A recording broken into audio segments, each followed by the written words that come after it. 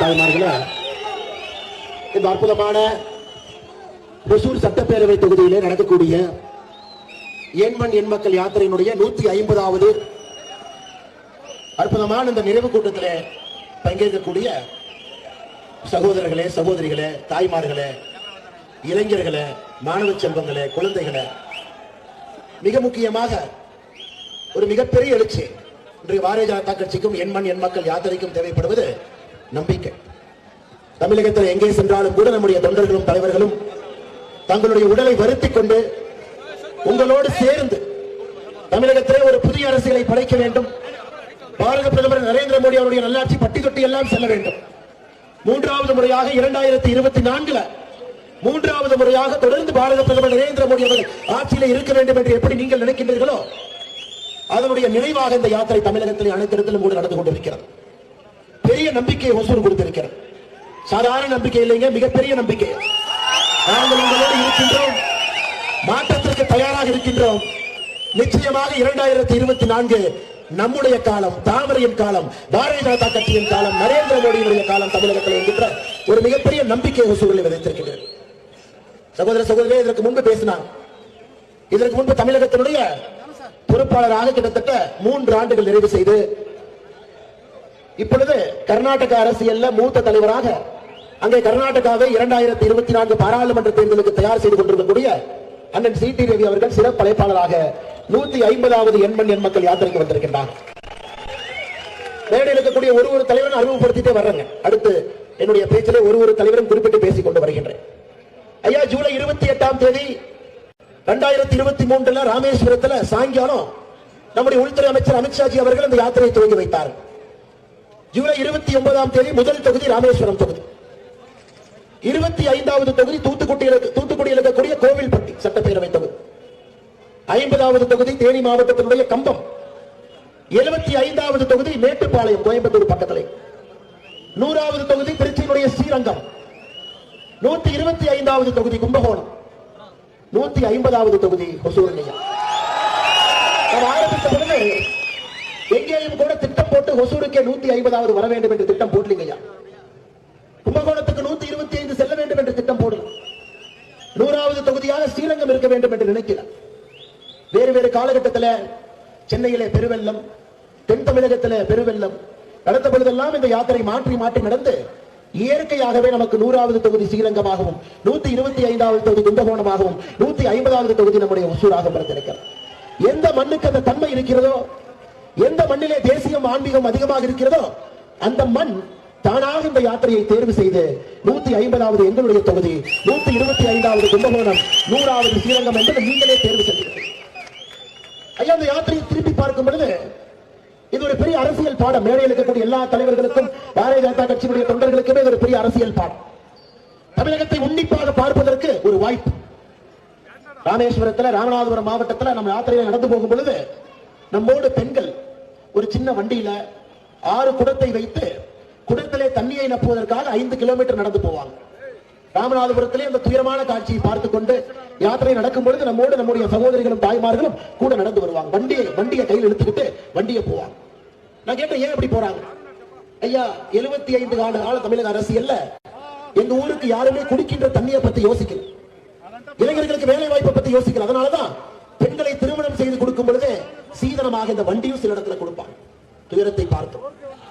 அதே போல ஒரே இடத்திலும் கூட அங்க இருக்கக்கூடிய நம்முடைய சகோதர சகோதரிகள் செய்யக்கூடிய வேலையில நாங்களும் சென்று பங்கேற்போம்.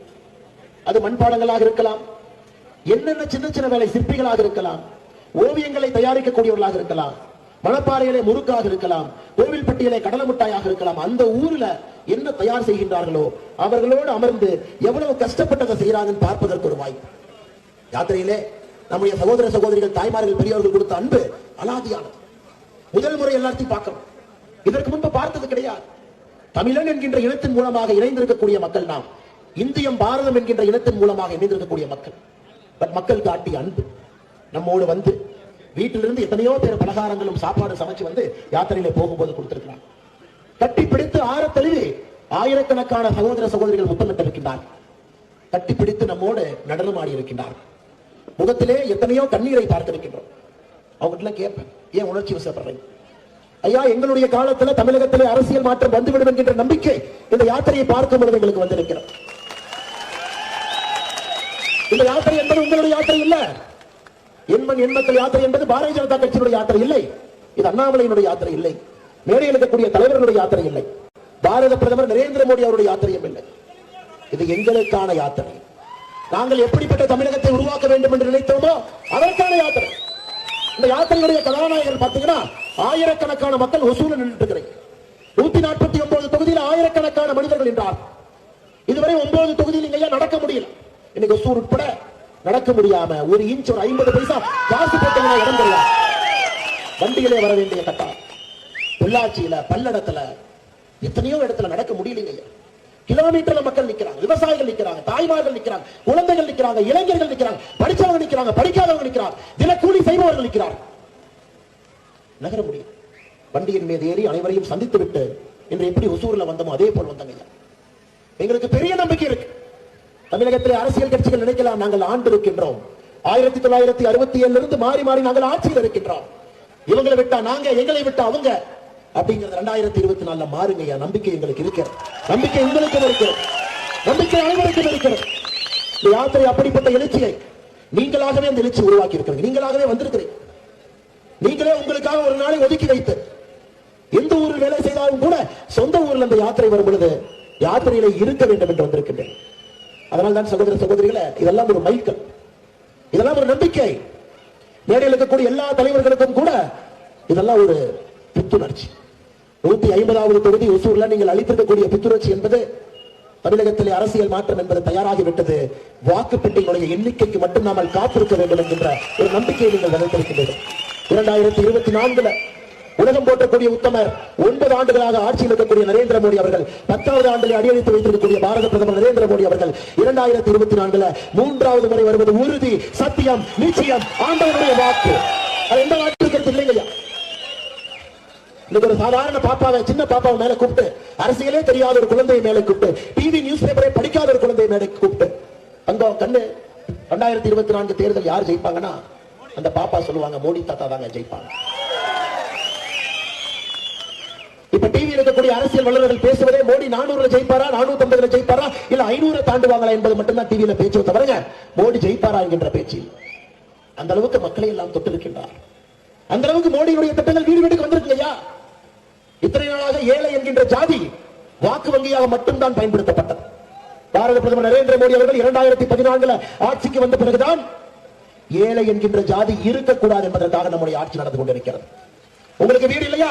மோடியுடைய கான்கிரீட் வீடு உங்களுக்கு வீடு யாரு வருங்கய்யா. நான் ஆட்சிக்கு வந்த பொழுது இந்தியாவிலே 64% மக்கள்கிட்ட மட்டும்தாங்க கேஸ் அடுப்பு இருந்துச்சு.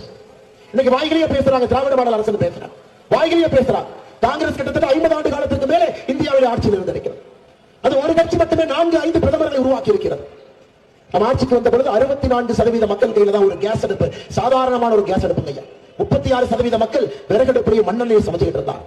இந்த 9 ஆண்டுகள் இந்தியாவை திரும்பி பார்க்கும் பொழுது 99.994% வீட்டுல கேஸ் அடுப்பு கொண்டு வந்திருக்கிறோம். 100% வீட்டுல கேஸ் அடுப்பு வந்திருக்கு. 36% உயர்த்தி இருக்கின்றோம். நம்ம ஆட்சிக்கு வந்த பிறகு 11 கோடி கழிப்பறைகளை கட்டியிருக்கும். ஸ்டாலின் ஐயாக்கெல்லாம் தெரியாது.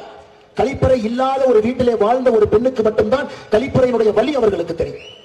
ஊரெல்லாம் 5 மணிக்கு எந்திரிக்கும் பொழுது நம்முடைய சகோதரி மட்டும் 4 மணிக்கு எந்திரிக்கணும். தன்னுடைய இயற்கை உதவியை முடித்து விட்டு வீட்டுக்கு வரணும். இவர்களுக்கு தெரியாது. பணக்கார குடும்பத்தில் born with a silver spoon என்று சொல்வார். அவர்களுக்கு தெரியாத ஏழைகளுடைய கண்ணீரும் பசி இருக்கக்கூடிய பசிப்பினுடைய வலியும் அவர்களுக்கு தெரியாது. பாரத பிரதமர் நரேந்திர மோடி அவர்கள் 11 கோடி கழிப்பறை கொண்டு கட்டி கொடுத்து ஒரு பெண்ணினுடைய தன்மானத்தை காப்பாற்றி இருக்கிறார். தமிழகத்தில் மட்டுமே 55 லட்சம் கழிப்பறைங்க ஐயா. இன்னைக்கு வீதியில் நம்முடைய சகோதர சகோதரிகள், தாய்மார்கள், அக்கா இருக்கிறாங்க. பஜ்ஜி கடையிலிருந்து, போண்டா கடையிலிருந்து, பூ விற்கிற அக்காலிருந்து, பழக்கடை விற்கிற அண்ணனிலிருந்து சாதாரண மனிதர்கள் கடுமையாக உழைத்து மழை வந்தாலும் வேலை செய்தால் தான் அவர்களுக்கு சாப்பாடு. சுட்டரிக்கின்ற வெயிலாக இருந்தாலும் வேலை செய்தால் தான் அவர்களுக்கு சாப்பாடு. அவங்களுக்கு லீவு கிடையாதுங்க. அவங்களுக்கு பொங்கல் கிடையாது. அவங்களுக்கு தீபாவளி கிடையாது. உழைத்தால் மட்டும்தான் காசு, காசு இருந்தால் மட்டும்தான் வாழ்க்கை என்று தமிழகத்தில், இந்தியாவில் ஆயிரக்கணக்கான மக்கள், கோடிக்கணக்கான மக்கள் வாழ்ந்து கொண்டிருக்கின்றார். அவர்களுக்கு சுமநீதி என்கின்ற திட்டத்தை கொண்டு வந்து அவர்களுக்கு 10,000 ரூபாய் வட்டி இல்லாமல் முதல் தவணை கடன், கட்டி முடித்த பிறகு 20,000 ரூபாய் வட்டி இல்லாமல் 2வது முறை கடன், கட்டி முடித்த பிறகு 50,000 ரூபாய் கடன். சுபநிதி என்பது சாலையோர வியாபாரிகளுக்கான திட்டம். ஒசூர் சாதாரண ஊர் இல்லைங்க, 300 பெரிய தொழிற்சாலைகள், 5500 சிறு குறு தொழிற்சாலை. தமிழகத்தில் எந்த ஒரு மாவட்டத்திற்கும் இல்லாத ஒரு பெரிய பண்பு ஒசூருக்கு இருக்கு ஐயா. குண்டூசியிலிருந்து விமானம் வரை தயாரிக்கக்கூடிய ஊர் ஒசூர். எந்த ஊருக்கும் இல்லாத தனிச்சிறப்பு இந்த மண்ணுக்கு இருக்கு. உழைக்கக்கூடிய யார் ஒசூருக்கு வந்தாலும் கூட வெற்றி அடைவார்கள் என்பது இந்த மண்ணினுடைய சரித்திரம். ஒசூரில் இருக்கக்கூடிய உங்களுக்கு தெரியும், முத்ரா கடன் திட்டத்தினுடைய அருமை உங்களுக்கு தெரியும் ஐயா. முத்ரா கடன் திட்டத்தில் தமிழகத்திற்கு மட்டுமே 2 லட்சம் கோடி ரூபாய், 2 lakh crore, இந்தியாவிலே அதிகமாக முத்ராவிலே கடன் பெற்று அதன் மூலமாக உயரக்கூடிய ஒரு மாநிலம் நம்முடைய தமிழ்நாடு. ஒசூர் உங்களுக்கு தெரியும். 2 லட்சம் கோடி ரூபாய் முத்ரா திட்டத்திலே கடன் நாம் வாங்கி இருக்கின்றோம். தமிழகத்திற்கு வந்திருக்கிறோம். இந்தியாவிலே முதல் மாநிலம் முத்ராவிலே அதிகமாக பயன்பெற்றோம். இந்த மாதிரி பேசிக்கிட்டே போனாங்க ஐயா, விடிய விடிய பேசலாம். 9 ஆண்டுகள் நம்முடைய சாதனை என்ன, இந்தியாவுடைய மாற்றம் என்ன, எந்த அளவுக்கு ஒரு தனி மனிதனுடைய வாழ்க்கையில ஒரு மாற்றத்தை ஏற்படுத்தி இருக்கின்றோம் என்று. சுகாதாரத்திலே, பொருளாதாரத்திலே, ஒரு தனி மனிதனுடைய வளர்ச்சியில, பாதுகாப்புல, உள்நாட்டு பாதுகாப்பு, வெளிநாட்டு பாதுகாப்புல, நல்ல ஒரு அரசாட்சியில, சாமானிய மனிதர்களை மையத்திலே வைத்து ஆட்சி நடத்தக்கூடிய தன்மையில் எதை நீங்கள் கோடிட்டு பார்த்தாலும் கூட 100க்கு 100 மார்க் நம்முடைய மோடி அவர்கள் வாங்கியிருக்கிறார்கள் சகோதர சகோதரிகளே. அதனால்தான் இந்தியாவிலே முதல் முறையாக ஒரு தேர்தல், இதுவரை இந்தியாவில் எத்தனையோ தேர்தல் 1952 நடந்திருந்தாலும் கூட 2024 தேர்தல் என்பது எலெக்ஷன் ஆஃப் சர்டினிட்டி, யார் ஜெயிப்பாங்க என்பது தெரிந்து நடக்கக்கூடிய தேர்தல்.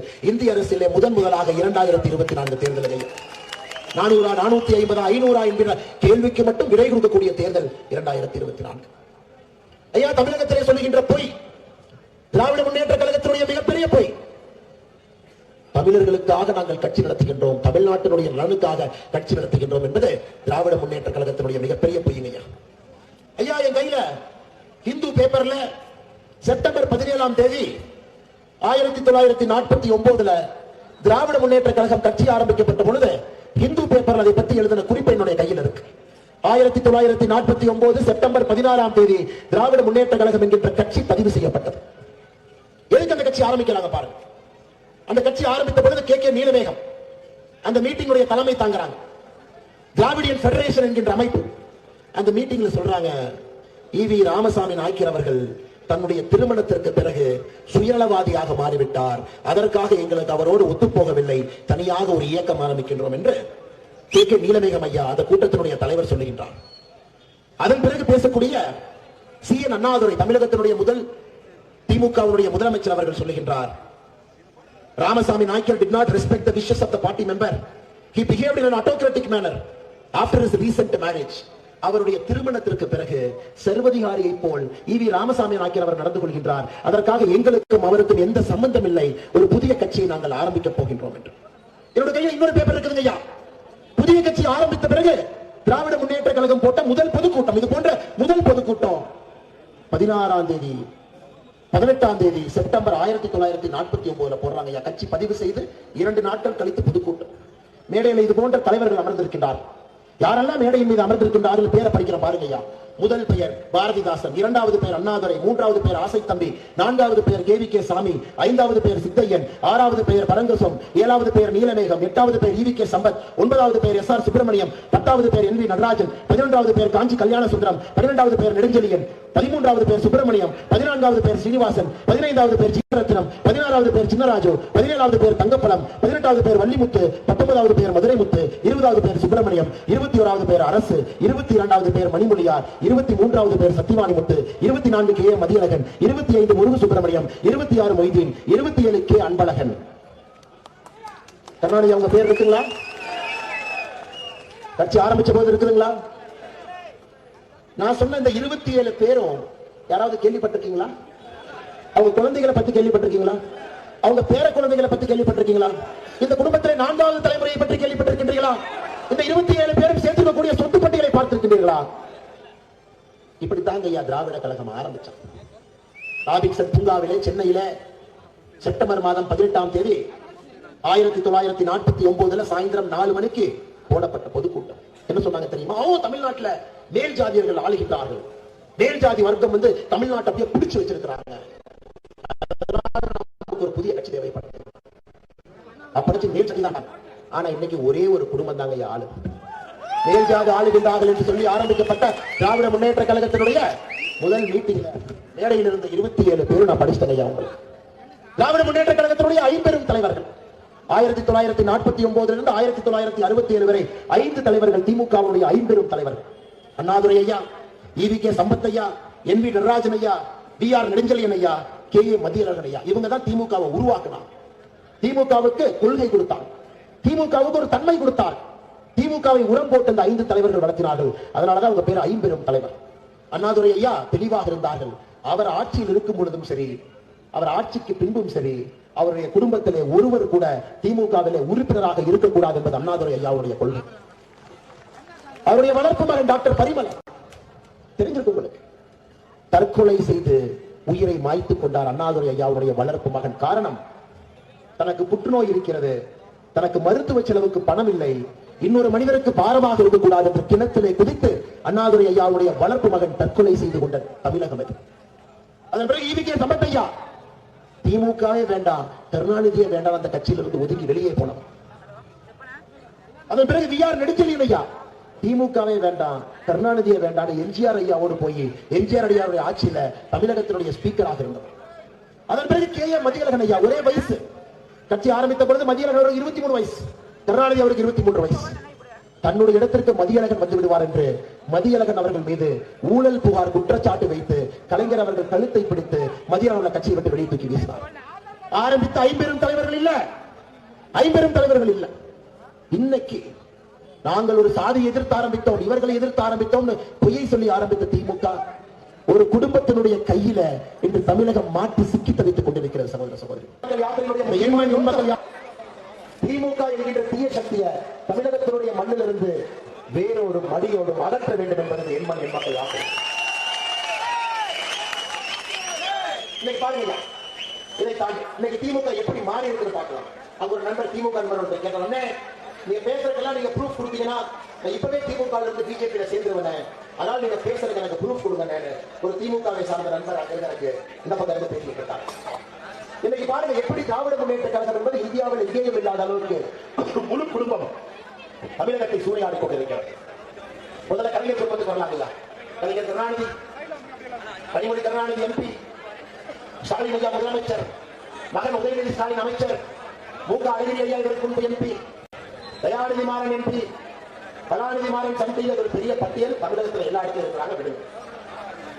துரைமுருகன் மூத்த அமைச்சர், அவருடைய மகன் கதிரானன் எம்பி, பொன்முடி இப்ப அமைச்சர் இல்ல, மூத்த அமைச்சராக இருந்தாரு, அவருடைய மகன் கௌதம் சிகாமணி கள்ளக்குறிச்சி பாராளுமன்ற உறுப்பினர், ஐ. பெரியசாமி மூத்த அமைச்சர், அவருடைய மகன் செந்தில்குமார் இன்னைக்கு சட்டமன்ற உறுப்பினர், தங்கம் தென்னரசு இன்னைக்கு நிதி அமைச்சர், அவருடைய அப்பா தங்கபாண்டியன் மூத்த எம்எல்ஏ, தங்கம் தென்னரசுடைய சகோதரி தமிழச்சி தங்கபாண்டியன் தென்சென்னையுடைய எம்பி, கீதா ஜீவன் தூத்துக்குடியில அவங்க அப்பா பெரியசாமி எம்எல்ஏ, இன்னைக்கு கீதா ஜீவன் எம்எல்ஏ, கீதா ஜீவனுடைய தம்பி தூத்துக்குடி மேயர், அன்பில் மகேஷ் பொய்யாமல் இன்னைக்கு அமைச்சர், அவருடைய தாத்தா அன்பில் தர்மலிங்கம் மூத்த அமைச்சர், அவருடைய தந்தை அன்பில் பொய்யாமலை மூத்த அமைச்சர் எம்எல்ஏ, மூன்றாவது தலைவர் தயாநிதி மாறன் பாராளுமன்ற உறுப்பினர், கருணாநிதியினுடைய பேரன் முரசொலி மாறனுடைய மகன் ஐயா உங்களுக்கு தெரியும், பி.டி.ஆர். பழனிவேல் ராஜன், அவங்களுடைய அப்பா பி.டி. ராஜன், அதற்கு பிறகு பி.டி. பழனிவேல் ராஜன், இன்னைக்கு பி.டி.ஆர். பழனிவேல் ராஜன் மூன்றாவது தலைவர், பேராசிரியர் அன்பழகன், அவருடைய பேரன் வெற்றி செல்வன் இன்னைக்கு வில்லிவாக்கத்தினுடைய எம்எல்ஏ,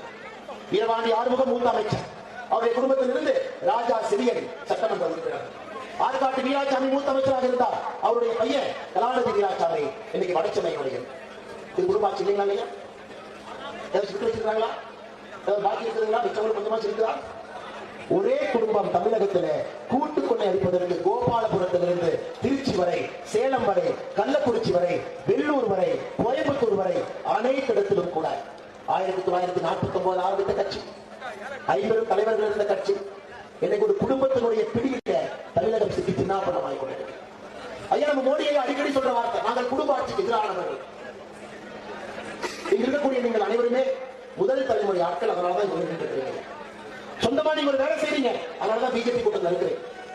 அரசியல் ஆர்வம் இருக்கிறது, நீங்களும் ஏதாவது செய்ய வேண்டும் என்று நினைக்கிறீர்கள், அதற்காக பாரதிய ஜனதா கட்சியுடைய கூட்டத்தில் இருக்கிறேன். இங்க இருக்கக்கூடியவர்கள் பெரும்பாலும் 99% சாதாரண மனிதர். ஐயா, ஒரு சாதாரண மனிதனுடைய வழி, ஒரு சாதாரண மனிதனுக்கு தான் அந்த வழி தெரியும். கடைக்கு போய் நீங்கள் நாள் ஒரு செருப்பு வாங்க, சைஸ் 10 ஒரு செருப்பு வாங்க. ஒரு செருப்பு மட்டும் போனோடனே வாங்குவீங்களா, 10 செருப்பு போட்டு பார்ப்பீங்களா?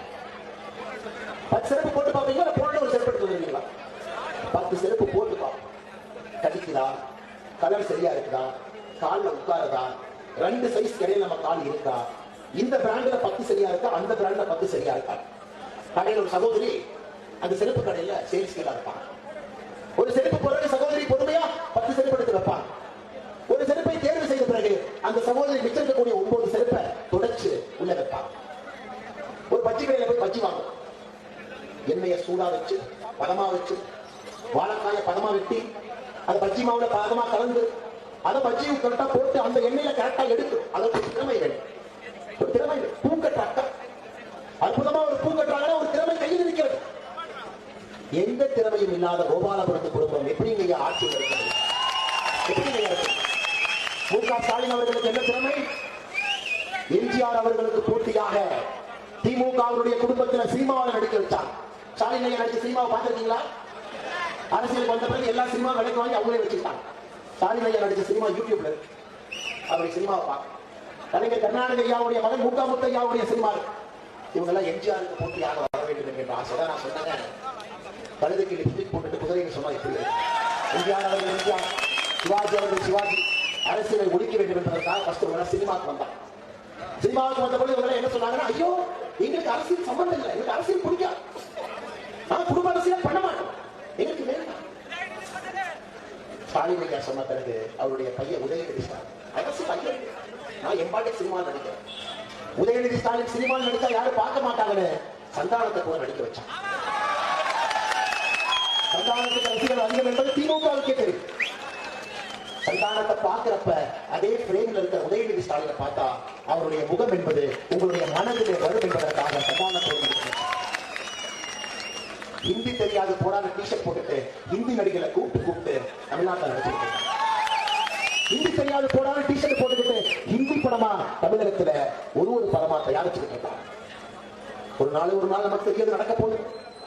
உதயநிதி ஸ்டாலின் எம்எல்ஏ ஒன்னு எம்எல்ஏ திமுக சொன்ன பாரியா என் குடும்பத்தில் உறுப்பினர் எம்எல்ஏ ஆகி மக்களுடைய அன்பை பெற்று எம்எல்ஏ ஆயிருக்கிறார். நான் சொன்னேன், ஆமா ஏத்துக்கிறோம், மக்களுடைய அன்பை பெற்று எம்எல்ஏ ஆயிருக்கிறார், ஏத்துக்கிறோம். ஆனா அந்த தொகுதி 25 வருஷமாக திமுக எம்எல்ஏ இருக்கிற தொகுதி.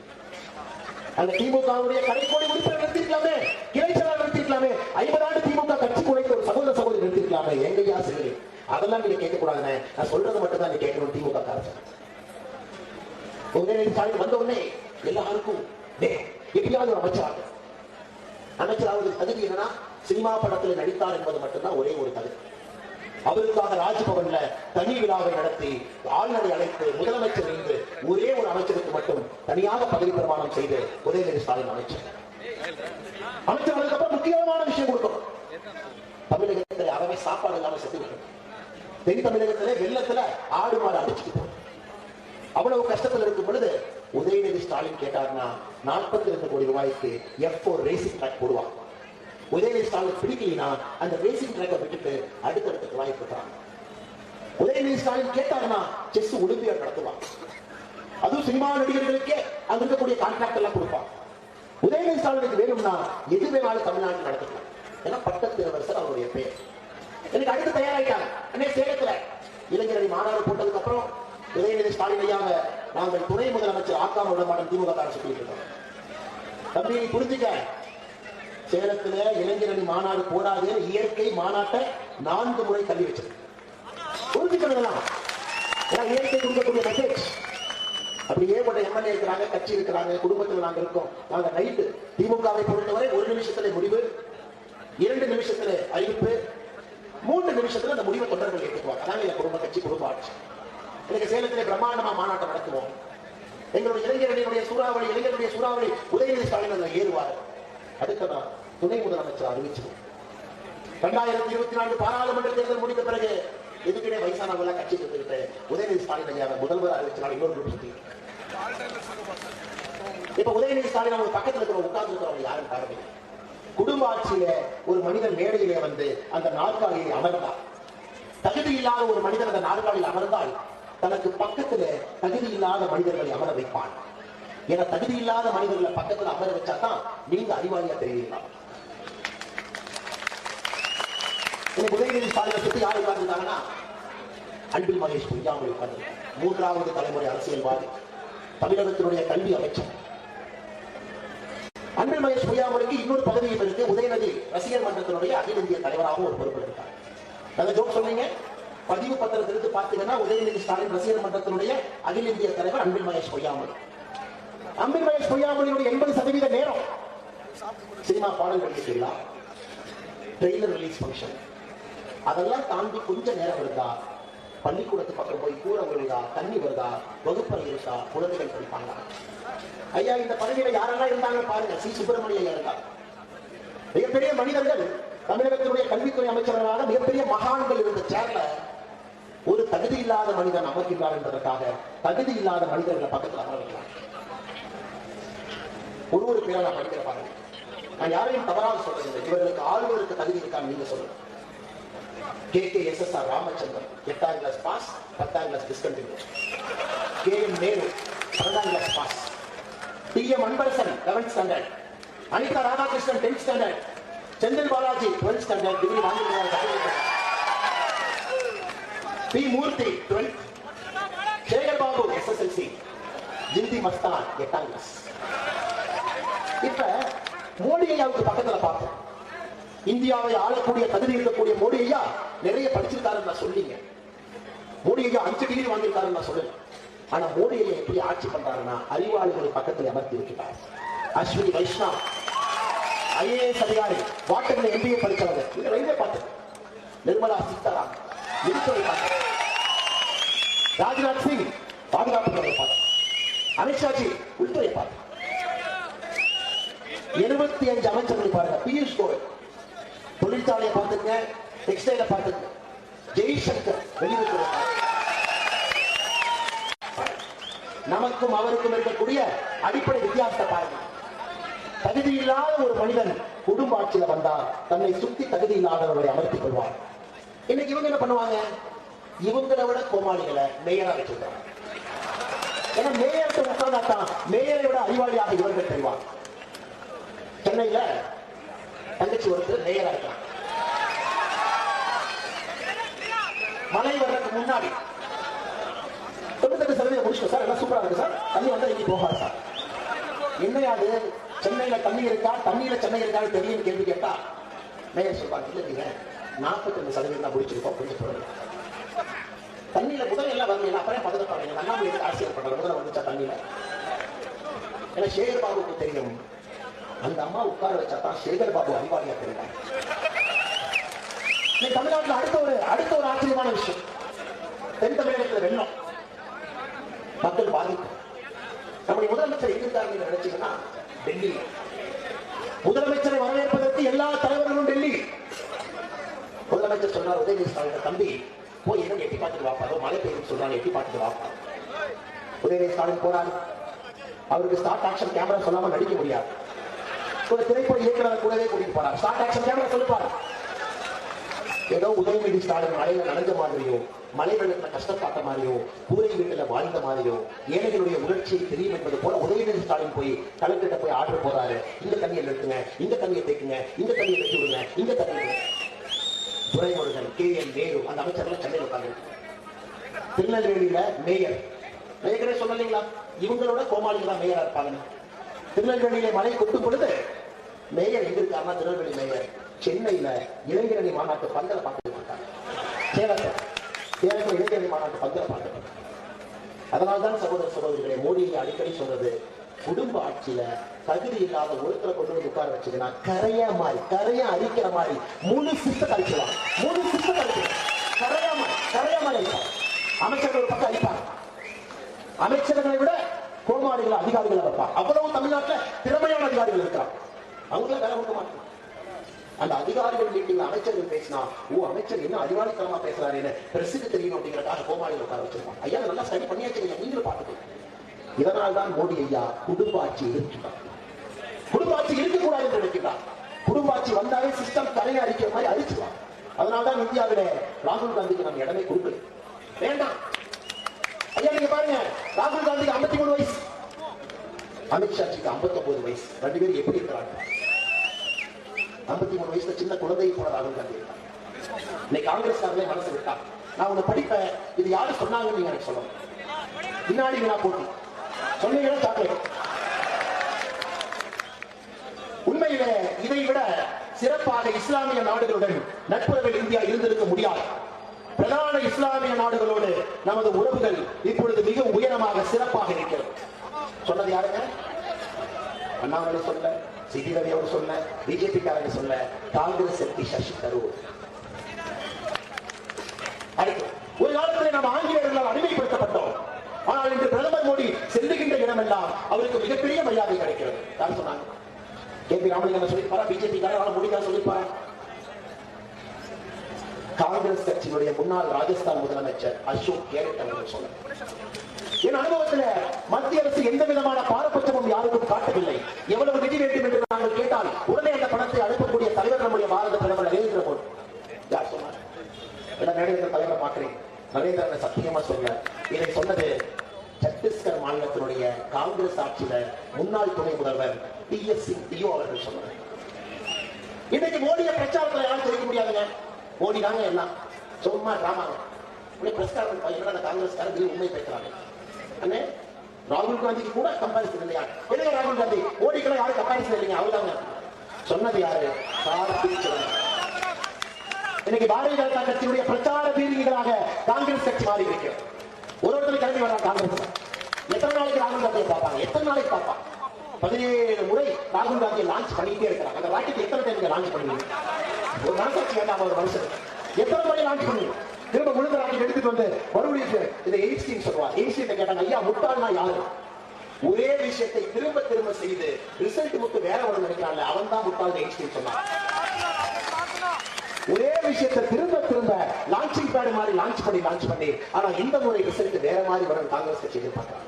எய்ன்ஸ்டீன் அவர்கள் சொன்ன முட்டாள்களுக்கு உதாரணம் இந்தியாவில் இருக்கக்கூடிய காங்கிரஸ் கட்சி. ஐயா 2024 மோடி அவர்கள் ஜெயிப்பது அவருடைய ஆளுமை, அரசாட்சி, உங்கள் மீது வைத்திருக்கக்கூடிய அன்பு, ஒரு ஏழையை நம்முடைய ஆட்சியினுடைய நடுவில் வைத்து ஆட்சி செய்யக்கூடிய அந்த தன்மை, இதுக்காக மோடியை ஜெயிக்கிறார். நான் பல இடத்திலே சொல்லுகிறேன், மோடி அவர்களை தோற்கடிக்க வேண்டும் என்றால் ஒருவன் பிறந்து வர வேண்டும் என்று சொல்லிக் கொண்டிருக்கிறார்.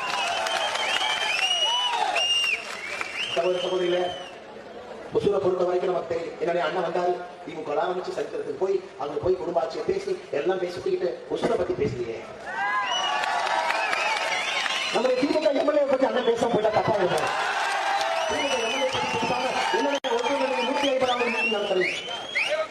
ஐயா உயர் நீதிமன்றத்துல அமலாக்கத்துறை அறிக்கை கொடுக்குறாங்க. அண்ணே தமிழகத்திலே 4600 கோடி ரூபாய் மணல கொள்ளையடிச்சிருக்காங்க அமலாக்கத்துறை அறிக்கை. உன்னை உயர் நீதிமன்றம் அமைச்சர் துரைமுருகனை பார்க்க, துரைமுருகன் அவர் இங்க பார்க்க, மாத்தி இப்ப அந்த பாத்திர போட்டி நடந்து கொண்டிருக்கிறது கைலாகும். ஐயா அதையெல்லாம் தாண்டி ஒசூர் ஒரு புண்ணியாத்தமா இருக்கான். ஒசூர் தொகுதியினுடைய எம்எல்ஏ கிருஷ்ணகிரி மேற்கு மாவட்டத்துடைய திமுக செயலாளர் ஓவை பிரகாஷ் ஒருத்தர். ஒரு வீட்டை பார்த்தீங்க, நான் கேட்டேன் யாருன்னா 10 ஏக்கர்ல வீடு கட்டியிருக்காங்க. அதானி வந்துட்டாங்க. டிவிஎஸ் நகர்ல 10 ஏக்கருக்கு ஒரு வீடு. நான் கேட்டேன் அதானிகள் வந்துட்டாரா ஒசூருக்கு? நம்ம தலைவர் சொல்றாரு அதானி தான் வரலாமே, நம்ம எம்எல்ஏ அதானி அம்பானி தானே, உங்களுக்கு எடுக்கிற புதுசு அதானி அம்பானி. 10 ஏக்கர்ல வீடு ஒசூரை தாண்டி பாருங்க. கனிம வள கொள்ளையில ஒசூர் மட்டுமே ஆய்வுப்படி 1000 கோடி ரூபாய் கனிம வளங்கள் ஒசூரிலிருந்து கர்நாடகாவுக்கு கடத்தப்பட்டிருக்கிறது.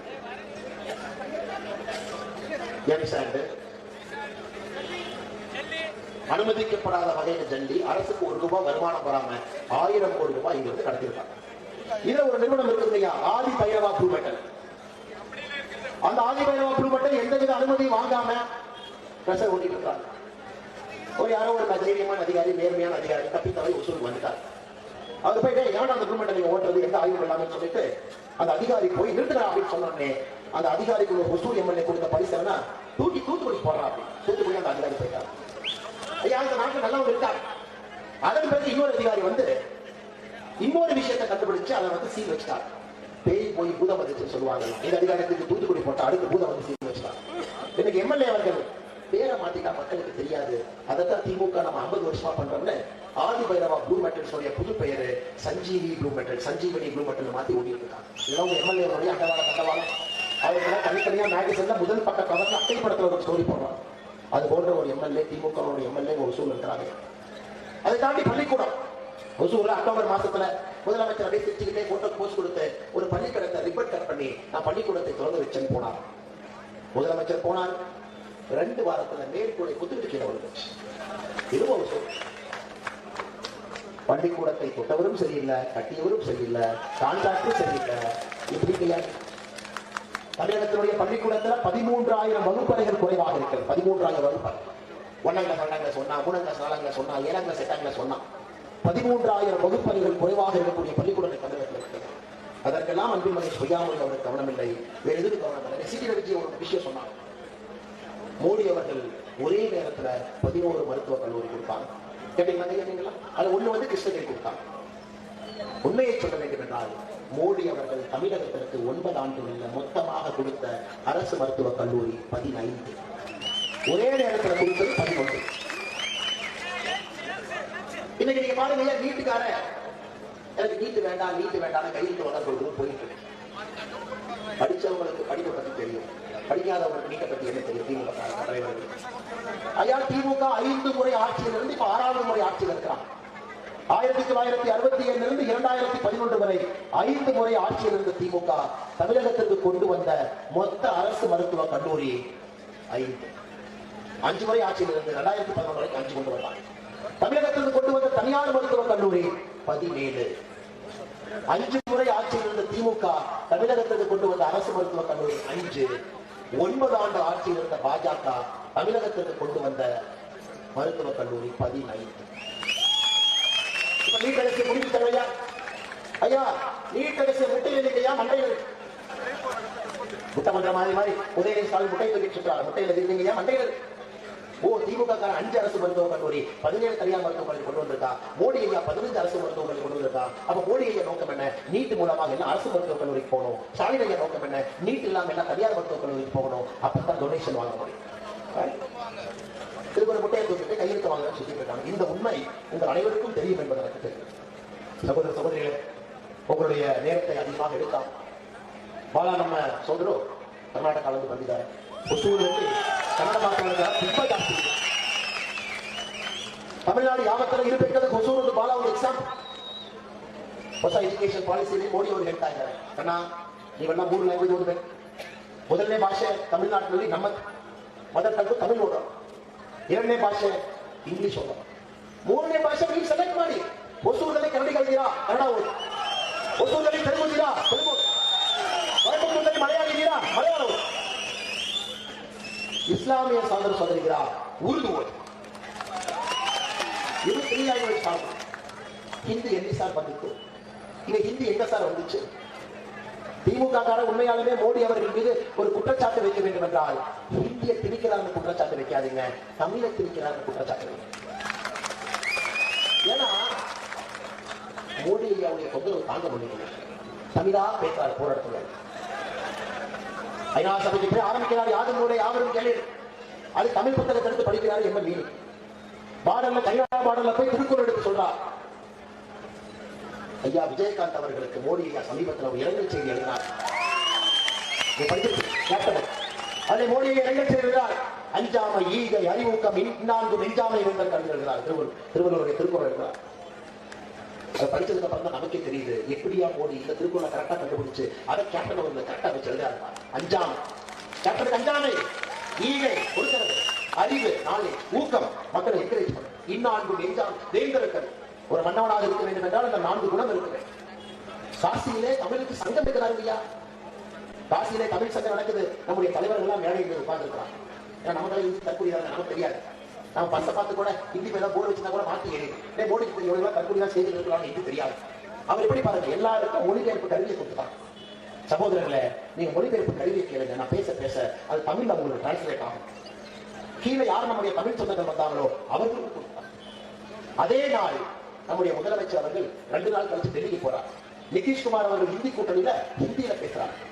உடனே ஸ்டாலின் ஐயா டிஆர் பாராட்ட சொல்றார், ஏன்பா நமக்கு தான் ஒண்ணும் புரியாது தெரியுமா? அவர் இந்தியில பேசுறாருல்ல, நீ மொழிபெயர்க்க சொல்லி சொல்லுப்பார். உன்னை டிஆர் பாலு கேட்கிறார், நோ நோ நோ நெய் நெய் நெய், இந்த ரகத்தாத்தான் சொல்ற மாதிரி எங்களுக்கு மொழியாக்கம் வேண்டும். உடனே நிதிஷ்குமார் சொல்றாங்க, மொழியாக்கம் என்ன, வெளியே போ. ஆங்கிலேயர் வந்தாங்க, இந்திய பிரிச்சாங்க, அப்படி பிரிச்சாங்க, இப்படி பிரிச்சாங்க. 25 நிமிஷம் லட்சம் கொடுக்கிறார் நிதிஷ்குமார். இந்தி கூட்டணி மீட்டிங் கையை கட்டிக்கொண்டு 2 பேர் அதை கேட்டுட்டு தமிழ்நாட்டில் வந்து உதாரணத்தை கொடுக்கிறார். ஆனா இதே மோடி அவர்கள் லக்னோவில், வாரணாசியில ஹிந்தி பேசக்கூடிய மாநிலம், ஹிந்தி பேசக்கூடிய மாநிலம் புரிஞ்சுக்கையா, தமிழ்நாட்டில் மொழிபெயர்க்கிற ஹிந்தி பேசக்கூடிய வாரணாசியில தமிழ் மொழிபெயர்ப்பு பண்றார். தமிழ் மொழி இருக்கக்கூடிய மரியாதை இவங்க 2 பேரும் கல்புரி மாதிரி அங்கத்தில் உட்கார்ந்துட்டு இப்ப 2 பேரும் ஹிந்தி டியூஷன் வச்சு படிக்கிறதா கேள்விப்பட்டேன். அடுத்த ஹிந்தி கூட்டணி மீட்டிங் போகும்போது, ஹிந்தி கூட்டணி மீட்டிங்ல போகும்போது தெரியணுமல்ல, திட்டாளிகளாச்சும் புரியணுமல்ல, நம்மளை திட்டாளிகளா பாராட்டாளான்னு புரியணுமல்ல, அதுக்கு ஒரு டியூஷன் மாஸ்டர் வச்சிருக்கிறதா நான் கேள்விப்பட்டேன். சகோதர சகோதரிகளே, முழு பொய்யை நம்பாது. அடுத்த 3 மாத காலம் பொய்யா கிளம்பி வருவான், பொய்யா பேசுவான்.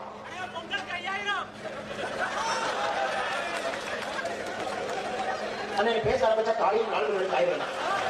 உங்களுடைய பொய்யை பற்றி பேசுவதற்கு மட்டுமே ஒரு கூட்டத்தை போட்டு 1967 இருந்து 2024 ஜனவரி மாசம் 11ஆம் தேதி வரைக்கும் உங்க பேசினா ஒரு நாள் கூட்டம்.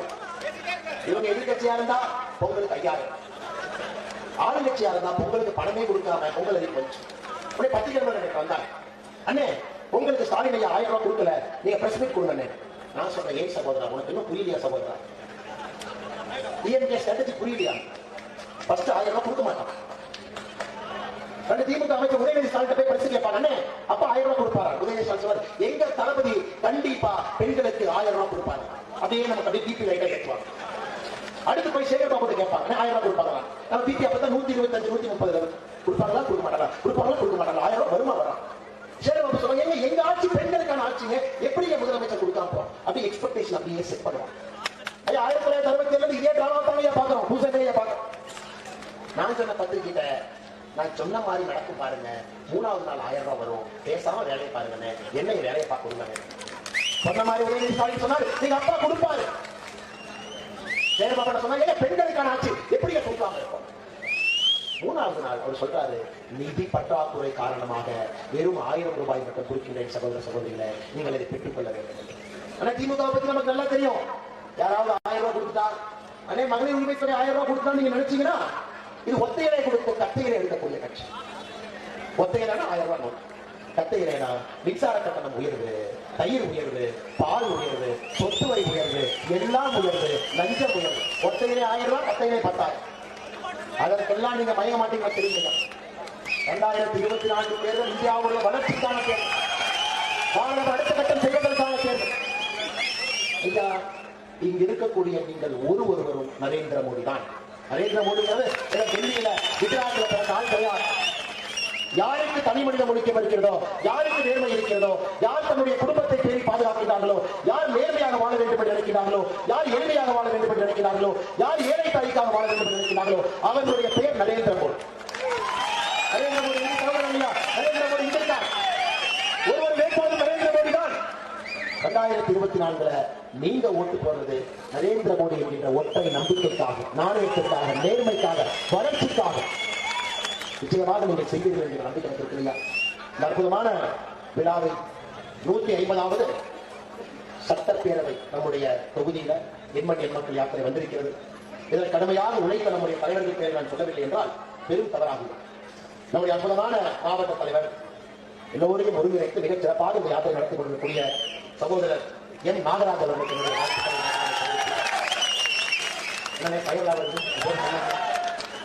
அடுத்தது நம்முடைய யாத்திரையுடைய ஒருங்கிணைப்பாளர்கள். எங்கிட்ட வேலை செய்யறது ரொம்ப கஷ்டம் இல்லை. நான் ரொம்ப டிமாண்ட் பண்றாங்க, இப்படி இருக்கணும் அப்படி இருக்கணும், மக்கள் எல்லாம் தொந்தரவு இல்லாம வரணும், ரோப் எல்லாம் இப்படி போடுங்க. நேற்று கூட பெரிய கலாட்டா பண்றாங்க ஐயா, ஏன்னா லைட் போடாம இருக்கு, நாளைக்கு யாத்திரைக்கே வரமாட்டேன், எப்படி பெண்கள் பாதுகாப்பா வந்துட்டு போவாங்க. எண்மண் எண்மக்கள் யாத்திரை பாதுகாப்பு, ஒரு பெண் தைரியமாக இந்த யாத்திரைக்கு வந்துவிட்டு செல்லலாம் என்கிற நம்பிக்கை இந்த யாத்திரை கொடுக்கும். அவர் என்னையெல்லாம் மேனேஜ் பண்ணி 150 தொகுதிக்கு உருட்டி கொண்டு வந்திருக்கக்கூடிய அண்ணன் நரேந்திரன் அவர்கள் இருக்கிறார். கே. நரேந்திரன் மூத்த தலைவர், பல யாத்திரை நடத்திருக்கார். மோடி ஐயாவுக்கு யாத்திரை நடத்திருக்கார். குறிப்பாக இந்த பகுதி மக்களுக்காக அவருடைய இதய துடிப்பு எப்பொழுதுமே டப்பு டப்பு டப்பு துடிக்காதுங்க, ஒசூறு ஒசூறு ஒசூறு தான் துடிக்கும். அப்படிப்பட்ட தலைவர் நரேந்திரன் அவர்கள் ஒரு மேடை நடத்தினார். அண்ணன் நரசிம்மன் அவர்கள் முன்னாள் பாராளுமன்ற உறுப்பினர் மூப்பனார் ஐயா நேர்மையான மனுஷனோட அரசியல். அப்படியே அடல் பிஹாரி வாஜ்பாய் ஈர்ப்பு வரலாமா வேண்டாமா ஒரு கபடி மேட்ச் பார்த்தா. அதன் பிறகு மோடி ஐயா வந்தவுடன் நிச்சயமாக நான் பாரதிய ஜனதா கட்சியில தான் இருக்கணும், நேர்மையான கட்சியிலிருந்து உழைக்க வேண்டும் என்பதற்காக இன்னைக்கு உங்களுக்காக பெருந்தோளோட உழைத்துக் கொண்டிருக்கக்கூடிய அண்ணன் இருக்கோம். அரசு மாநில நேரத்தில் வாழ்த்துக்களை வணக்கங்களை தெரிவித்து பெருங்கோட்டை கொடுப்பார். அவரை பார்த்தீங்கன்னா சின்ன பையன் மாதிரி ஓடிக்கிட்டே ஐயா 26 வயசுல எம்எல்ஏங்க ஐயா. 1980 எம்எல்ஏ வெஸ்டர்ன் காலேஜ்ல படிக்கிறார் டாக்டர். புரட்சி தலைவர் எம்ஜிஆர் ஐயா கூப்பிட்டு படித்தவர்கள் அரசியலுக்கு வர வேண்டும், வடவா ராசிகள் நீ ராசிபுரத்தில் போய் 26 வயசுல நிக்க வச்சார். 26 வயதிலே ராசிபுரத்தோட எம்எல்ஏவாக இருந்து எம்ஜிஆர் ஐயாவுடைய மறைவுக்கு பிறகு கலைஞர் ஐயாவோடு அரசியல் பயணம் செய்து எம்பி எல்லாம் இருந்து இன்னைக்கு மோடி ஐயா வந்த பிறகு இந்தியாவுடைய ஆளுமையோடைய அரசியல் பயணம் தொடரும் என்று இந்த பெருங்கோட்டத்தில் கஷ்டங்கள் அங்க 3 தொகுதி கேரளத்திலிருந்து தினமும் 3 தொகுதி அவருடைய அரசியல் அனுபவத்திற்கு அற்புதமாக இந்த யாத்திரை வடிவமைத்து நடத்தி கொள்ளக்கூடிய என்னுடைய அருமை அண்ணன் ஒரு விதத்தில் நான் மென்டார் என்று கூட சொல்லுவேன். அண்ணன் கே வி ராமலிங்கம் அவர்களுடைய வாழ்த்துக்களை நான் இவ்வளவு பேர் இருக்கோம் இல்லையா. இன்னைக்கு பாரதிய ஜனதா கட்சி ஆலமரத்துக்குள் வளர்ந்திருக்கு. பார்த்தா சந்தோஷம். கட்சி எப்படி வளர்ந்துச்சு பாரு. அது அப்படியே ஆனந்த கண்ணீரோடு பார்த்துக் கொண்டு அமர்ந்திருக்கிறார். இவர் வளர்த்த கட்சி உரம் போட்டது விதை இவர் போட்டது. அந்த விதைகளுக்கு ஆலமரமாக இருக்கிறது. அவருடைய தேசிய பொறுப்பு அமைச்சு பாலகிருஷ்ணன் நேரத்தில் என்னுடைய வாழ்த்துக்களை வழக்குகளை நன்றிகளை தெரிவித்து சகோதர சகோதரிகளை முன்னறிக்கையில் வேறு அபிப்பிராயம் பண்ணிருக்காங்க.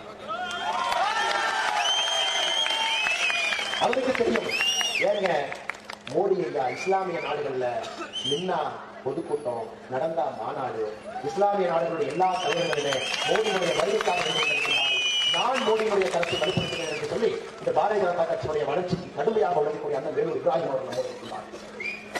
பாராளுமன்றத்தினுடைய பொறுப்பாளர் கட்சியில எந்தவித எதிர்பார்ப்பும் இல்லாமல் 35 ஆண்டுகளாக ஒரு சாதாரண தொண்டனாக உழைத்து உழைத்து உழைத்து இந்த கட்சியை வளர்த்துக் கொண்டு அண்ணன் கோபிநாத் அவர்கள் இருக்கிறார்.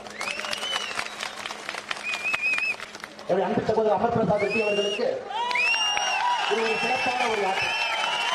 பார்த்துட்டு எங்க செய்யற பரிச்சை அரசு இல்ல, பெண்களை தொட்டவடுக்கெல்லாம் கைது இல்ல.